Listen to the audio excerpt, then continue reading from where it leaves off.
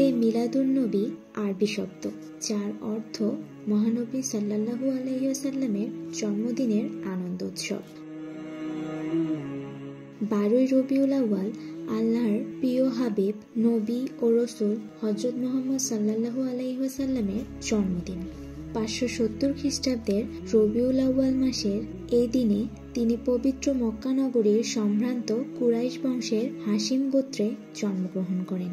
তার পিতার নাম আব্দুল্লাহ ইবনে আব্দুল মুতাল্লিব, মাতার নাম আমিনা। জন্মের আগেই তিনি পিতৃহারা হন। শৈশব থেকেই সত্যবাদিতার জন্য মক্কাবাসী তাকে আল আমিন বিশ্বাসী উপাধি দান করে। 610 খ্রিস্টাব্দে 40 বছর বয়সে জাবালে নূরে হেরা গুহায় ধ্যানরত অবস্থায় নবী হিসেবে আল্লাহর পক্ষ থেকে প্রথম ওহী লাভ করেন।